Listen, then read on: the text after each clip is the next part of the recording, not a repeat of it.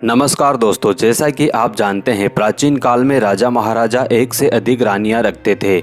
यह संख्या कभी कभी कई सौ से भी अधिक होती थी। इन रानियों में एक पट रानी होती थी, अर्थात मुख्य रानी। इसके अलावा सभी सामान्य रानियां होती थी। अब सवाल यह उठता है कि कोई भी राजा इतनी रानियों को कैसे संतुष्ट कर पाता था।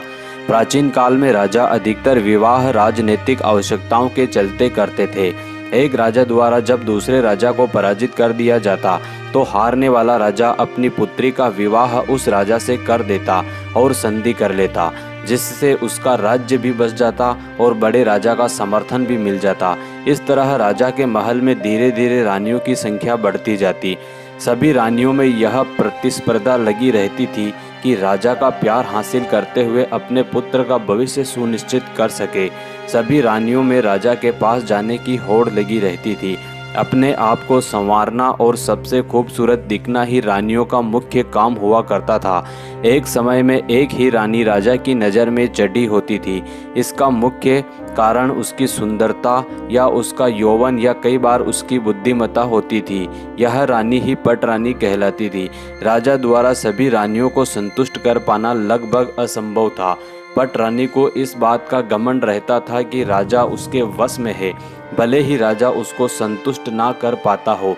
संतुष्ट नहीं कर पाने के पीछे शराब की लत, अधिक उम्र, थकान, कुछ भी हो सकता है। ऐसे में राजा के दरबार में रहने वाले दरबारी पुरुष, रिश्तेदार, सेवक और अन्य प्रभावशाली पुरुष इन नारियों के संपर्क में आ जाते थे।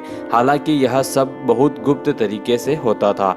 राजा के बेहद करीबी पुरुष सेविकाओं की मदद से इन रानियों के करीब पहुंच जाते थे। इतिहास के कई काले पन्ने ऐसी घटनाओं से भरे पड़े हैं कि रानियां अपनी संतुष्टि के लिए दासियों या उनकी सुरक्षा में तैनात हिजड़ों के साथ अप्राकृतिक संबंध रखती थी।